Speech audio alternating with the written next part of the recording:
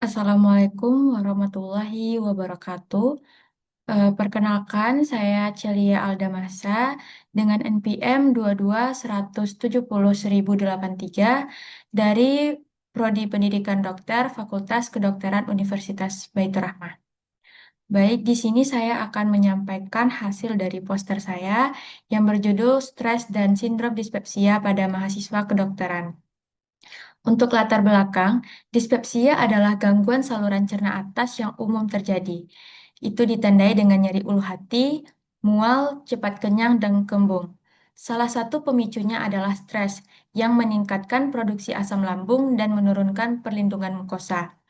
Mahasiswa kedokteran, terutama tingkat akhir, sering mengalami stres akibat beban akademik dan juga tekanan skripsi, sehingga beresiko mengalami dispepsia. Untuk tujuannya adalah menganalisis hubungan antara tingkat stres dan kejadian sindrom dispepsia pada mahasiswa Fakultas Kedokteran Universitas Baitur Rahmah angkatan 2022. Untuk metode yang digunakan adalah yang pertama itu desainnya adalah analitik observasional dengan potong lintang. Kemudian sampelnya adalah mahasiswa Fakultas Kedokteran angkatan 2022 dan untuk instrumen yang digunakan di sini adalah skala DAS 21 untuk menilai tingkat stres, kemudian ROM 4 itu untuk menilai dispepsia. Dan untuk analisis datanya itu menggunakan univariat dan juga bivariat dengan menggunakan chi-square. Nah, pada hasil penelitian sebelumnya, itu diperoleh bahwa sindrom dispepsia itu terjadi 58,9% pada mahasiswa. Kemudian untuk stres tinggi itu 63% pada mahasiswa. Yang mana menunjukkan nilai P itu kurang dari 0,5 yang menunjukkan adanya hubungan antara sindrom dispepsia dengan tingkat stres pada mahasiswa kedokteran. Kemudian sindrom dispepsia adalah dispepsia itu mengacu kepada kumpulan gejala saluran cerna atas yang mana gejalanya itu ada nyeri ulu hati, cepat kenyang, begah, mual, muntah, dan juga sendawa. Dia dibagi menjadi dua. Yang pertama itu ada organik karena adanya kelainan fisik, kemudian fungsional itu tidak ditemukan kelainan dan sering disebabkan karena stres. Nah, untuk faktornya sendiri itu ada faktor internal dan juga eksternal.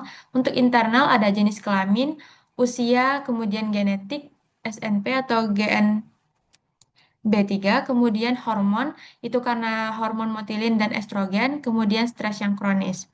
Kemudian untuk faktor eksternal bisa dari pola makan yang tidak teratur, kemudian jenis makanan seperti makanan yang pedas, makanan asam, dan juga makanan berlemak. Kemudian untuk minuman bisa dari minuman iritatif seperti kopi, teh, dan juga soda.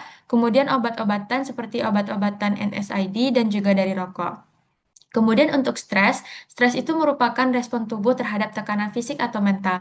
Nah, pada mahasiswa itu dipicu oleh tekanan tugas dan juga skripsi pada eh, saat ini yang dilakukan oleh angkatan 2022, kemudian pola tidur dan makan yang tidak teratur, tuntutan akademik yang berlebihan. Nah, efek stres terhadap lambung itu dapat meningkatkan asam lambung, mengganggu gerakan lambung, dan menurunkan perlindungan mukosa lambung. Nah, simpulan dari materi di atas adalah stres dapat mempengaruhi fungsi saluran cerna melalui peningkatan asam lambung dan gangguan motilitas, sehingga berkontribusi terhadap terjadinya sindrom dispepsia. Nah, mahasiswa dengan tingkat stres tinggi itu lebih berisiko mengalami dispepsia. Nah, untuk sarannya itu diperlukan edukasi dan upaya manajemen stres serta penerapan pola hidup yang sehat untuk mencegah dispepsia pada mahasiswa, khususnya pada mahasiswa dengan tekanan akademik tinggi. Itu adalah daftar pustaka dan referensi yang saya gunakan. Baik, sekian untuk presentasi dari poster yang saya buat. Saya ucapkan terima kasih dan mohon maaf apabila ada kesalahan kata. Saya akhiri dengan wassalamualaikum warahmatullahi wabarakatuh.